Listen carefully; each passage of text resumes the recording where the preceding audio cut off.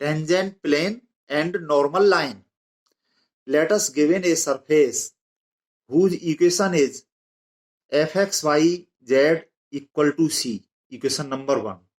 ये function of x Y Z equal to constant, ये एक सरफेस का इक्वेशन होता है और जो कि हमने यहाँ पे फिगर में दिखाया हुआ है। ये इक्वेशन नंबर 1। देखो ये सरफेस हो गई और इस सरफेस पर एनी वेरिएबल पॉइंट, जिसको हमने कैपिटल पी से नोट कर दिया, इसके Cartesian coordinates small x Y z, ये इस सरफेस पर एनी पॉइंट, ठीक है। तो इस तरह से ये 3 डायमेंशनल ज्योमेट्री का हमारा ये बनता है एक्स वाई जेड में इस सरफेस का इक्वेशन। इस पर ये जो पॉइंट पी है, इसका पोजीशन वेक्टर हमने आर मान लिया। Let R equal to X I plus Y J plus Z K be the position vector, जिसको शॉर्ट में पी भी कह देते हैं, of any point P X Y Z on this surface. Then grad F equal to del F over del X I plus del F over del Y J plus del F over del Z K is a vector along normal to the surface at point P.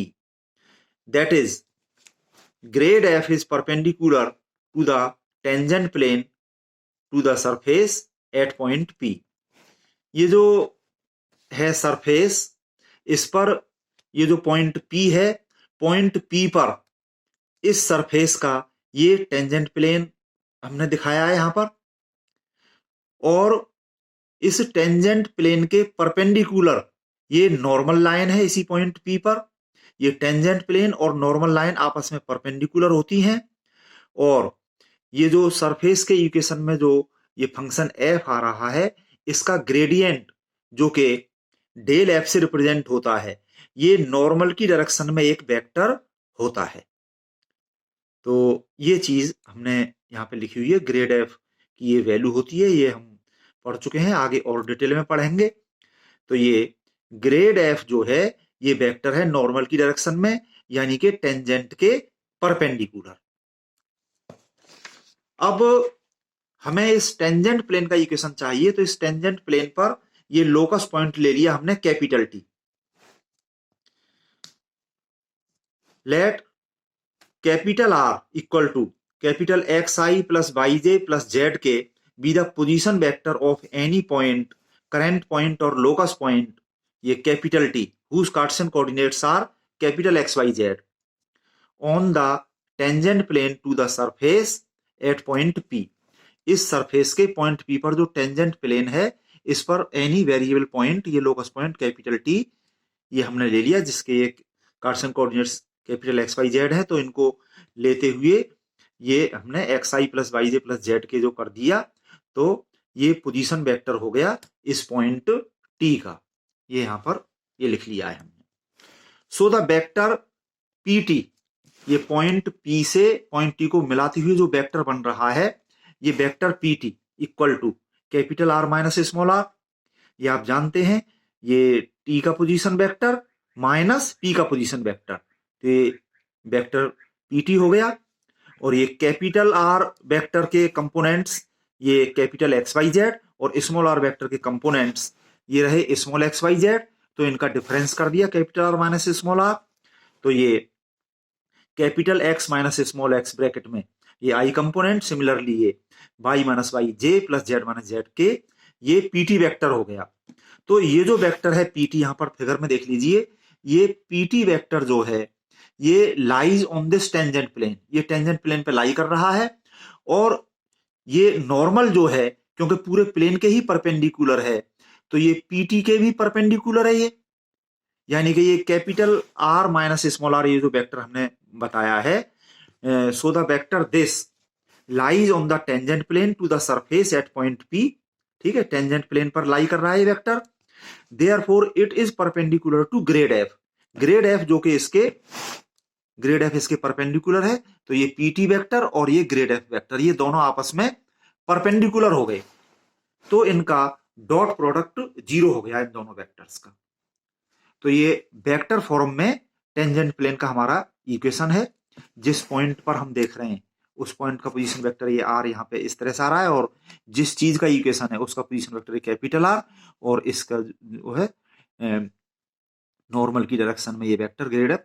चलो खैर, इन दोनों का dot product equal to zero, ये तो यहाँ पे हमने समझा ही दिया है, तो ये वेक्टर इक्वेशन हो गया। This is the vector equation of the tangent plane.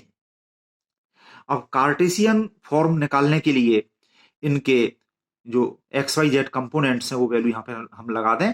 ये आर माइनस आर, ये जो वेक्टर है ये वाला, इसकी वैल्यू हमने यहां से रख दी, यहां पर ये रख दी, और ये dot product grade F vector के साथ में, ग्रेड एफ जो है इतना होता है, ऊपर भी हमने लिखा हुआ है, इन दोनों वेक्टर्स का dot product equal to zero, ये लिख दिया। अब ये आप जानते ही हैं, I dot I equal to 1 and I dot J equal to 0 etcetera. इस तरह से इन दोनों का डॉट प्रोडक्ट करके ये आई वाले कंपोनेंट्स का मल्टीप्लीकेशन हो जाता है। Capital X minus small x जो है ये ब्रैकेट में इनटू ये डेल एफ और डेल एक्स, बाकी इसका औरों के साथ में डॉट प्रोडक्ट वो जीरो हो गया। इसी तरह से ये जे वाला ले लीजिए Y minus Y into del F और del Y plus Z minus Z into del F और del Z equal to zero. ये आ गया हमारा कार्टेशियन फॉर्म में टेंजेंट प्लेन का equation. This is the Cartesian equation of the tangent plane to the given surface at a given point. ये फॉर्मूले के तौर पे इसको हम याद रखेंगे, ये इक्वेशन है टेंजेंट प्लेन का। अब हम इस नॉर्मल लाइन के इक्वेशन देखेंगे।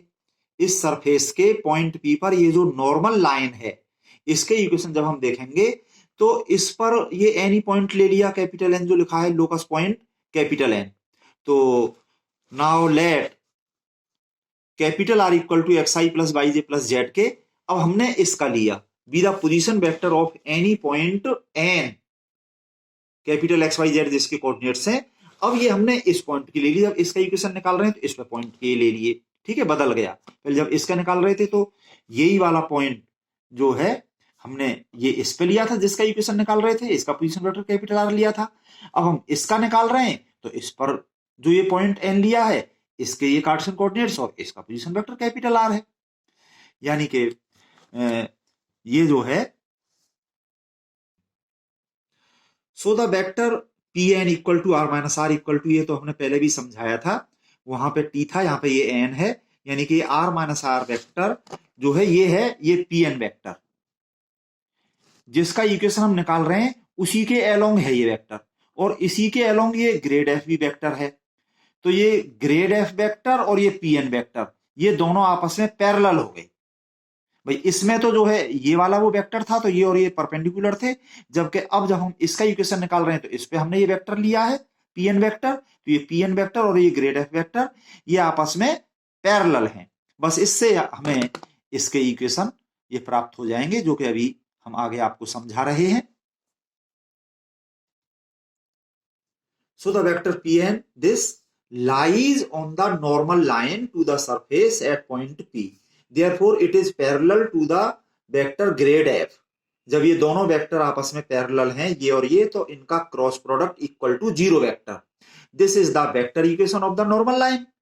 अब इसके कार्टेशियन इक्वेशन के लिए इनकी हम जो है कार्टेशियन फॉर्म में रख दें, आर माइनस आर वेक्टर, तो ये लिखा हुआ है ये वेक्टर, और ये ग्रेड एफ ये हम जानते ही हैं, ग्रेड एफ अभी लिखा हुआ है, देखो ये रहा ग्रेड एफ, ये ठीक है, तो ये हम यूज कर लेंगे।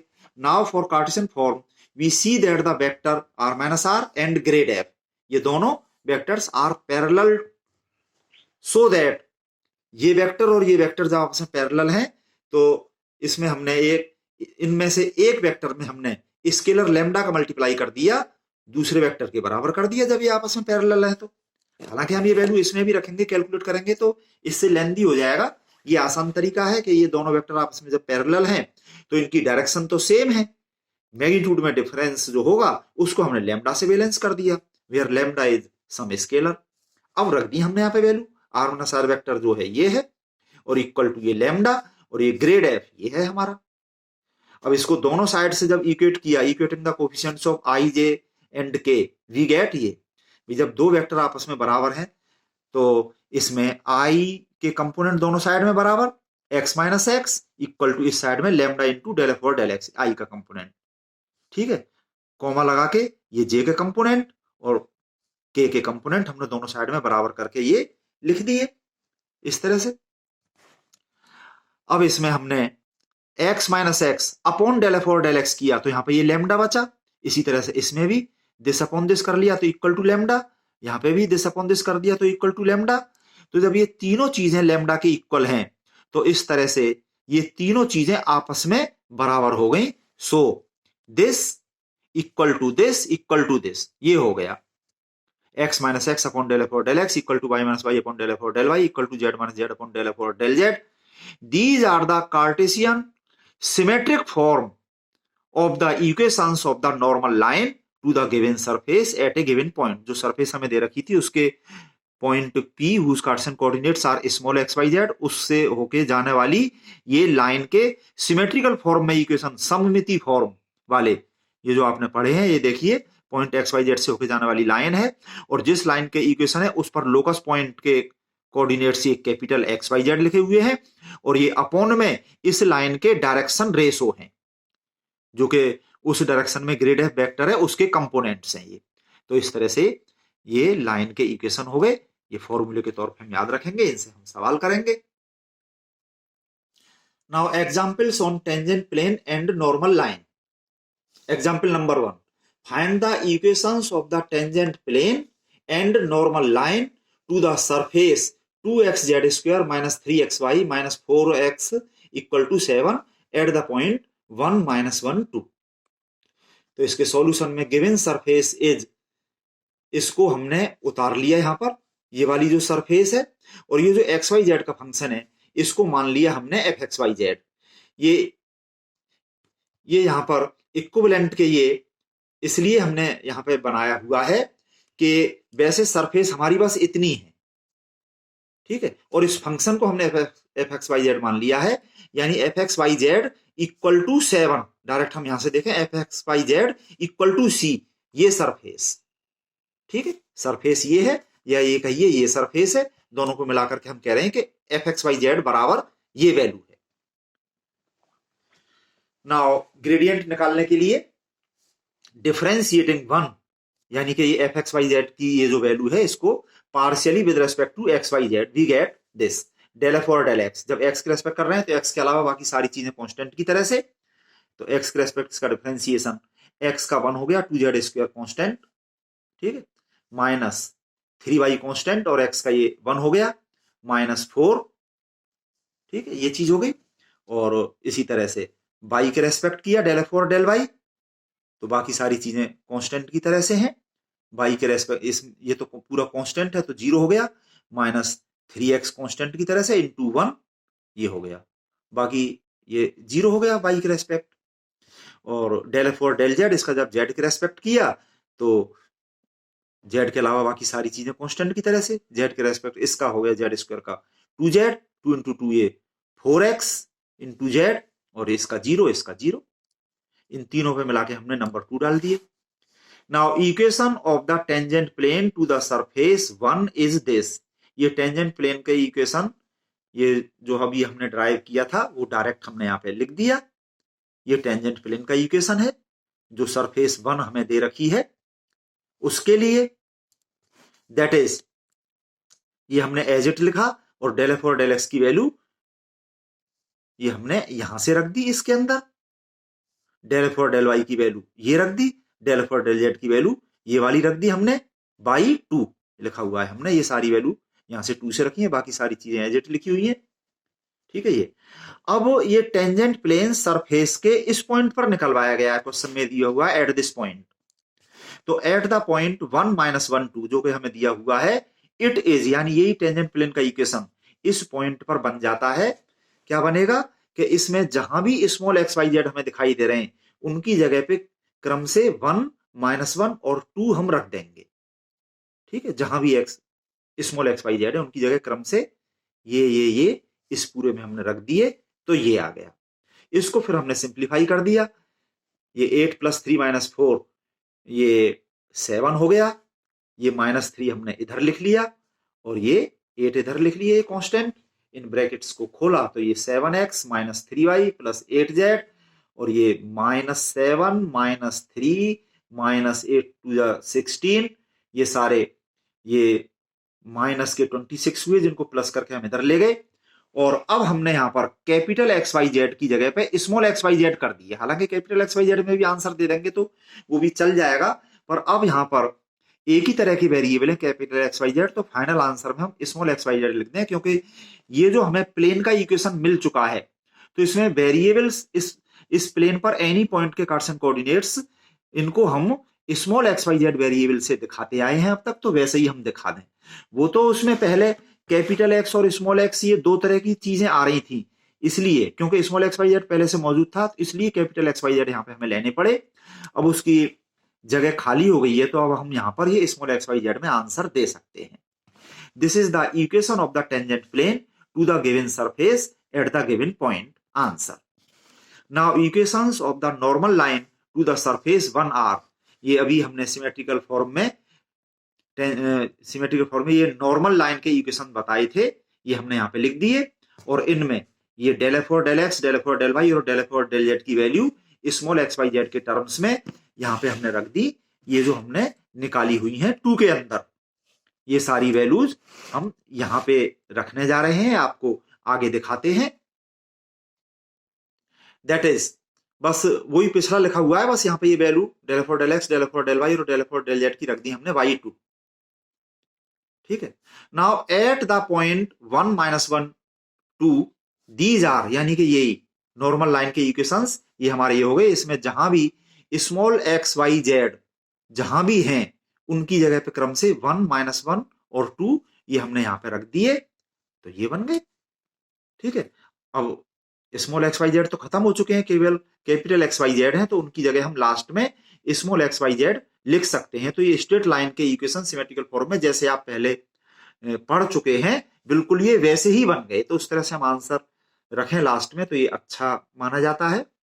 हालांकि कैपिटल एक्स वाई जेड में भी अगर छोड़ दोगे तो ठीक है, पर ऐसा कर दो तो ज्यादा सही है। These are the equations of the normal line to the given surface at the given point. Answer ये हो गए। ठीक है, 2 चीजें पूछी थी, दोनों के हमने यहाँ पर पहले टेंजेंट प्लेन का आंसर दे दिया और अब ये नॉर्मल लाइन का आंसर दे दिया। ये इक्वेशंस हैं। देखो इक्वेशंस इसका हम इसलिए कह रहे हैं कि ये 2 इक्वेशंस हैं, एक लाइन के 2 इक्वेशन होते हैं, और वहां वो एक प्लेन था उसका वो एक इक्वेशन। बिल्कुल सिमिलरली इसी तरह से आपके करने के लिए ये example 2, find the tangent plane and normal to the surface z equal to X square plus Y square at the point 2 -1 5 do yourself as example 1। बिल्कुल एग्जाम्पल 1 की तरह से जो कहते हैं, बस डेटा चेंज हुए उसी तरह से आप इसको पूरा कर लेंगे अच्छे से। Example 3, find the angle between the surfaces X square plus Y square plus Z square equal to 9। ये एक स्फीयर है जिसका सेंटर ओरिजिन और रेडियस 3, हालांकि हमें यहाँ पे इससे कोई मतलब नहीं है, हमें तो एक सरफेस ये दे रखी है। And Z equal to X square plus Y square minus 3 at the point 2 -1 2, दूसरी सरफेस ये दे रखी है। इन दोनों सरफेसेस के बीच में एंगल निकालना है हमें इस पॉइंट पर। ये दोनों सरफेस जो आपस में इंटरसेक्ट कर रही हैं, तो बहुत सारे पॉइंट्स पर इंटरसेक्ट ये कर सकती हैं, उनमें ये वाले पॉइंट पर हमें इन दोनों सरफेसेस के बीच में एंगल पूछा गया है। तो सॉल्यूशन में गिवन सरफेसेस आर, ये वाली सरफेस हमने दिस इक्वल टू 9 यहां पे लिखा। इसको हम ऐसा भी कर सकते हैं, सब कुछ एक तरफ ले जाएं हम, ये -9 इधर ले गए हम और इक्वल टू 0 ऐसा लिख सकते हैं, और ये पूरा का पूरा एक्स वाई जेड का फंक्शन इसको स्मॉल f1 कह दिया। या फिर हम इस 9 को इधर रख सकते थे तो इसको f1 मान सकते थे, एक ही बात है। f1 इक्वल टू 0 या f1 इक्वल टू कॉन्स्टेंट, इस पे हमने नंबर 1 डाल दिया। अब सिमिलरली इसको भी जो है इस z को माइनस करके हम इधर ले गए, तो X square plus Y square minus Z minus 3 equal to 0, ये दूसरी सरफेस का इक्वेशन है, और इस फंक्शन को हमने f2 मान लिया। अब इन दोनों के ग्रेडियंट निकाले, so grad f1 equal to ये ग्रेड f1, ये जो फॉर्मूला है ग्रेड f का, f की जगह पे f1 कर दिया है। ठीक है, और इसमें इस f1 के first order partial derivatives with respect to X Y Z यहाँ पे हमने कर ली। जब x के रेस्पेक्ट किया तो ये 2x, बाकी सब चीजें कांस्टेंट की तरह से उनके डिफरेंशियल 0 हो गए। इसी तरह से y और z के रेस्पेक्ट करके ये यहाँ पे हमने लिख ली है। एंड ग्रेड f2, इस वाले f2 के एक्स वाई जेड के रेस्पेक्ट डिफरेंशिएशन जो है पार्शियल, तो ये ग्रेडियंट इसका, ये सारी वैल्यू यहां से रख दी। ठीक है, लेट द गिवन पॉइंट जो हमें दिया हुआ है, इस पॉइंट को हमने a मान लिया, is a, so at a, so point a पर इसकी वैल्यू ग्रेड f1 की वैल्यू पॉइंट a पर ब्रैकेट से बाहर ए लिख दिया इक्वल टू, इसमें जहां भी एक्स वाई जेड है उनकी जगह पर क्रम से हमने 2 -1 और 2 रख दिया, तो ये वैल्यू आ गई। And grad F2 at point A, तो इसमें एक्स वाई जेड की जगह ये चीजें हमने रख दी, तो ये मिल गया। इन दोनों पे मिलाकर के हमने नंबर 3 डाल दिया। तो ये जो है ग्रेडियंट हम जानते हैं नॉर्मल की डायरेक्शन में वेक्टर होते हैं, तो ये सरफेस 1 के पॉइंट ए पर और ये सरफेस 2 के पॉइंट ए पर, ये पॉइंट ए दोनों में कॉमन है। तो these are the vectors along the normals to the surfaces 1 and 2 respectively. The angle between two surfaces at a point is the angle between the normals to the surfaces at that point, है ना। दो surfaces के बीच में, जैसे हम ये देखें, ये दो सरफेसेस के बीच में जो एंगल होगा, तो वो इन दोनों, जैसे जिस पॉइंट हम देख रहे हैं, मान के चलो इस पॉइंट पर हम इन दोनों सरफेसेस के बीच में एंगल देख रहे हैं, तो इस सरफेस के इस पॉइंट पर जो टेंजेंट प्लेन है और सरफेस के इस पॉइंट पर जो टेंजेंट प्लेन है, उनके बीच में एंगल से मतलब होगा। तो उन टेंजेंट प्लेन्स के परपेंडिकुलर जो नॉर्मल लाइन होती हैं, उनके बीच में भी यही एंगल रहेगा। तो नॉर्मल्स के बीच में, इन दोनों सरफेसेस के नॉर्मल्स के बीच में वो एंगल होगा जो कि सरफेसेस के बीच में एंगल की बात कर रहे हैं। तो the angle between two surfaces at a point is the angle between the normals to the surfaces at that point. So if theta be the angle between the surfaces 1 and 2 at the point A, then this theta will be the angle between, जो के normal की direction में vector है point A पर, grad F1 point at A and grad F2 at A. इन दोनों के बीच में एंगल थीटा, जो सरफेसेस के बीच में एंगल की बात कर रहे हैं उसको हमने थीटा मान लिया, तो वही थीटा एंगल इन दोनों के बीच में हो गया। अब ये दो वेक्टर्स का डॉट प्रोडक्ट जब हम करते हैं, इन दोनों वेक्टर्स का डॉट प्रोडक्ट कर रहे हैं, तो दिस इक्वल टू इस वेक्टर का मॉड इनटू इस वेक्टर का मॉड इनटू कोसाइन ऑफ, ये कॉस थीटा कर दिया, इन दोनों के बीच में जो एंगल थीटा है उसका ये कॉस। ये जानते हो ए डॉट बी बराबर ए का मॉड इनटू बी का मॉड इनटू कॉस थीटा, ये फॉर्मूला। बस इसमें हमने सारी वैल्यू रख दी, ये वैल्यू हमने यहां से रख दी, grad F1 at point A ये रख दिया हमने यहां से, और ये दूसरा वाला रख दिया हमने यहां से। दोनों की वैल्यू 3 में जो रखी हुई है, ये 3 से हमने ये दोनों इसकी वैल्यू डॉट प्रोडक्ट इसकी वैल्यू रख दी, और इक्वल टू इस वेक्टर का मॉड, तो ये अंडर रूट में आइए के जो कंपोनेंट हैं उनके स्क्वायर्स का सम, इसका स्क्वायर प्लस इसका स्क्वायर प्लस इसका स्क्वायर। इसी तरह से इस वेक्टर का मॉड अंडर रूट, ये इसी तरह से इसका कर लिया इनटू कॉस थीटा। फिर इसको सिंप्लीफाई कर लिया। देखिए दो वेक्टर्स का डॉट प्रोडक्ट ये हमने करके this into this plus this into this plus this into this ये कर लिया, और अंडर ये सारा कैलकुलेट कर लिया, 4 4 कैंसिल हो गया। यहां पर ये 16 बचा, और ये यहां से ये 4 अंडर रूट से बाहर निकल के ये 2 आ गया, ये 9 का भी ये 3 हो गया, और ये लिख लिया। तो इसमें 2 यहाँ पे कैंसिल हो गया, ये 8/3 अंडर रूट 21, ये कॉस थीटा की वैल्यू हो गई। कॉस को इधर ले गए हम, तो theta equal to cos inverse इतना। This is the required angle, hence the angle between given surfaces at the given point is cos inverse 8/3 under root 21। ये हमारा आंसर हो गया। Next example 4, calculate the angle between the normals to the surface x y equal to z square at the points 4 1 2 and 3 3 -3।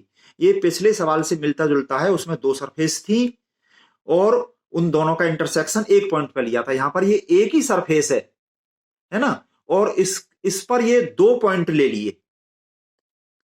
ठीक है, solution में given surface is this, ये हमने लिख लिया, तो इसको माइनस करके इधर ले गए, इधर 0 आ गया, और ये एक्स वाई जेड के इस फंक्शन को हमने f मान लिया, इस पर नंबर 1 डाल दिया, इसका ग्रेडियंट निकाल लिया जैसे आप जानते हैं एक्स वाई जेड के रेस्पेक्ट पार्शियल डिफरेंशियल करके।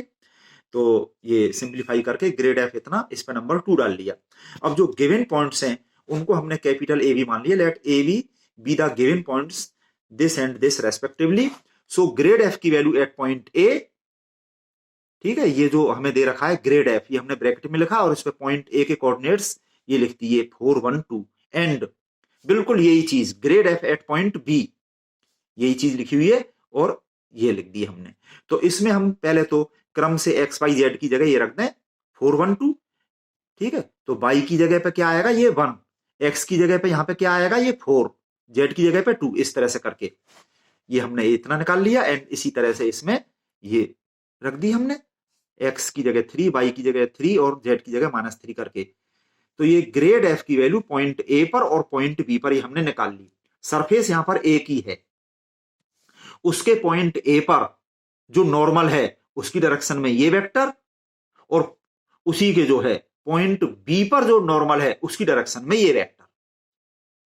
इन दोनों के बीच में एंगल हमने थीटा मान लिया। Theta be the angle between the normals to the surface one at the points A and B, point A पर ये और बी पर ये, then this theta will be the angle between these two vectors. इन दोनों के बीच में angle theta है, तो बस जैसे हमने अभी किया था उसी तरह से अब ये ले लो। ठीक है, बस थोड़ा सा ही चेंज हुआ है, इन दोनों वेक्टर्स का डॉट प्रोडक्ट किया तो इसका मोड इंटू इसका mode into cos theta, theta जो है इन दोनों वेक्टर्स के बीच एंगल है।